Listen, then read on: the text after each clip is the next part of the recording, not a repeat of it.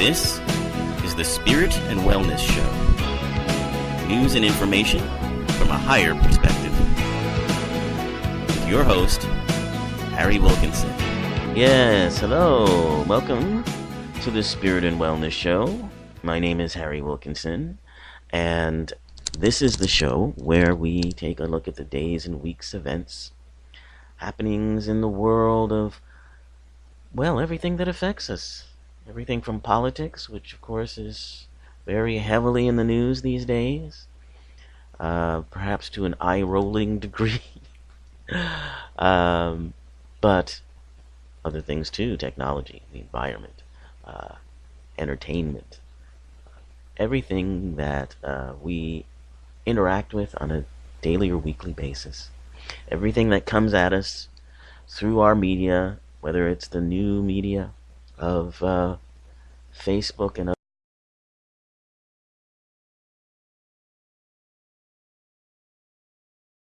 phones or our tablets, or the more traditional approaches of the 24-hour news networks, or oh, God forbid, a newspaper. You see any of those around lately? Or even just the old-fashioned radio in your car as you're driving to and from work. All of these have an influence on us. All of these are, in their own way, storytellers, and part of our storytelling process. In other words,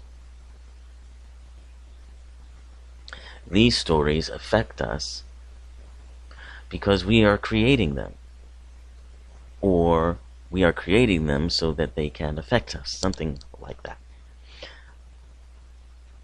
And as we think about that, as we take that step back from what's going on and what appears to be the immediacy of certain things, and the button pushing elements of these things that make us either concerned or play on our prurient interests, or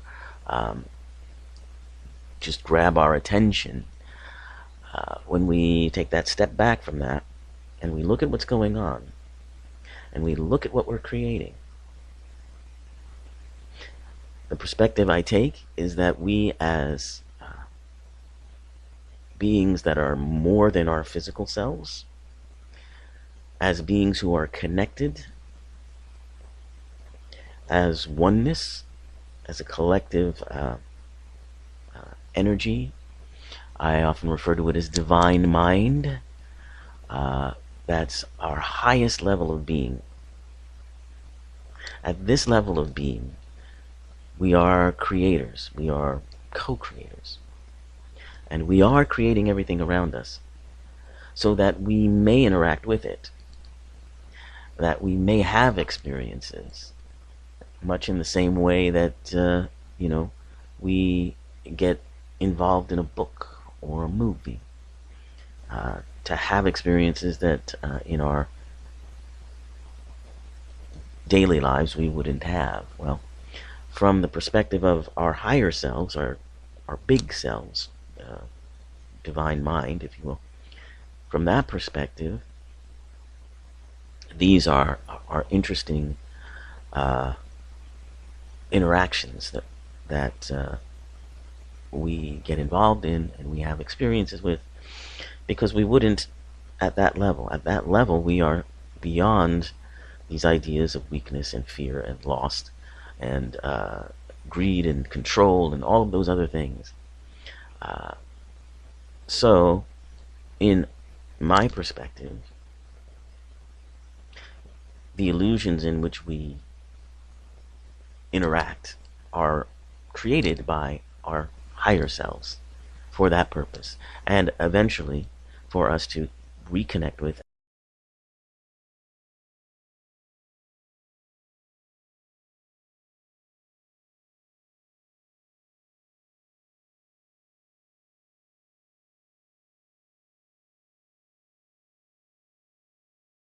how the major events of the day or the week are influencing us, and how and perhaps why we've created them, and what the takeaway is for us as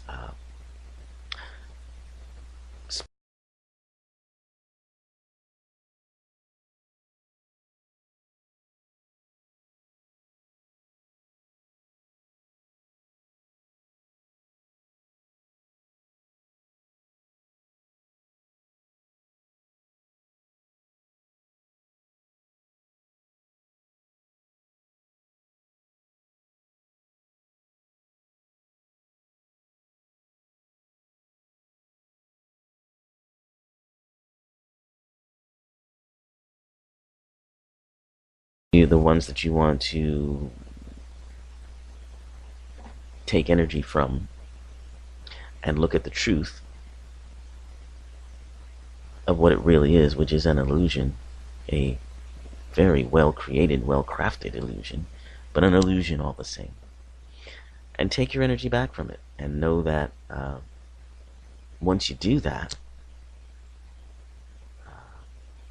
you've empowered yourself and things will change and you'll be able to deal with them. So this week, Earth Day is coming up, and so that's what I chose for today's program to focus on. Earth Day and the web of life. So the web of life is a concept that is often attributed to Native American spirituality, but it's also something that is very much a scientific point of view too, which we'll get into. The web of life is the connectedness, the sacredness of all living things. And I have always talked about on this show how we are all connected at an even higher level. So it's always been interesting to me to feel like we are connected. We are oneness in the highest level of our being, that divine mind that I talk about. And that is reflected on Earth in the interconnectedness of all living beings, of all that we have created. And that in turn starts to get reflected in scientific approaches that now include holism or holistic approaches, that everything has a connectedness to it. Theories like the butterfly effect, or chaos theory as it's sometimes called, in which something that happens halfway around the world affects your world.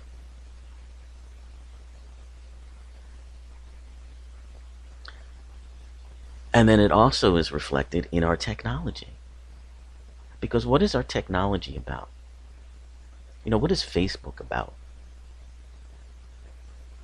Which has been much in the news lately for their gathering of information from others. What are tablets and cell phones all about? What are they doing really? What is the internet all about? Well, it's connecting us all together into one kind of giant mind, right? The internet is doing that. Facebook does that. The interesting conversations we're having around, particularly Facebook, the concern that people have about their personal information just being out there or being collected and used in a way that they may not want it to be used. We're having very interesting conversations about our level of connectedness and how comfortable or uncomfortable we are with that.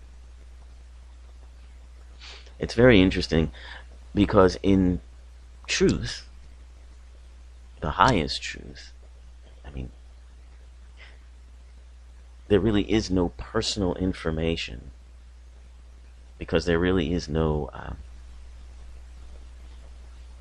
real privacy because we are all one. There are no, I believe it's the Course in Miracles that says there are no private thoughts. All of our thoughts are thoughts we are sharing with each other, whether we know it or not, at that highest level. So it's interesting that this is being reflected and sort of dramatized on a smaller scale through things like this Facebook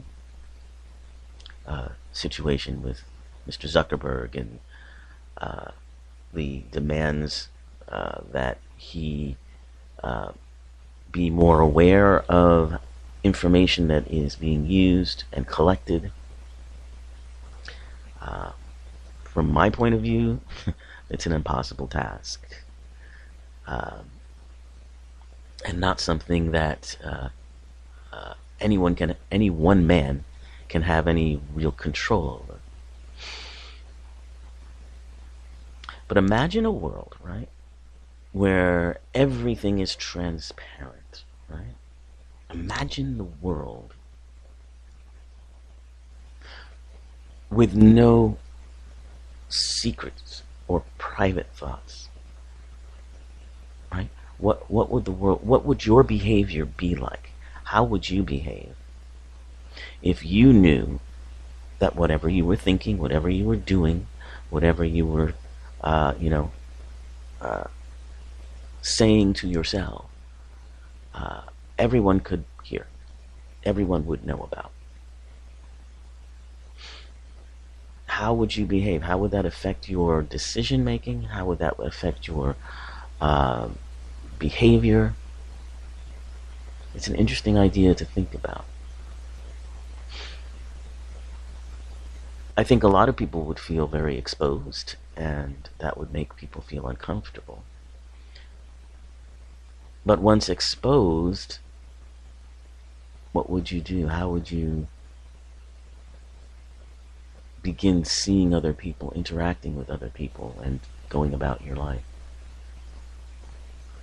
I don't have any real answers to those questions. It's just something to think about. But let's return to the web of life here. So, as I said, it's often attributed to Native American spirituality, but the web of life is very real in an ecological sense. It's known as the food web, the interconnection of food chains. And what happens, what impacts one part of that chain impacts the rest of the chain, doesn't it? So when we lose our rainforests or our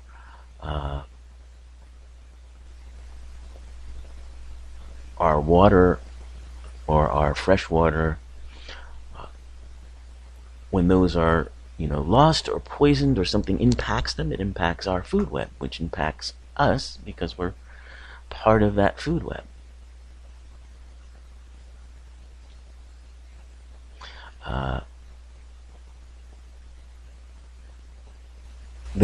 Food webs are part of the ecosystem, which is another network, another web network.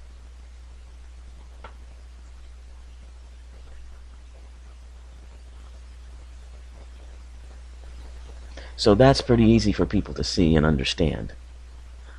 Although, even though we do understand it, it doesn't seem to stop us from impacting that web in negative ways.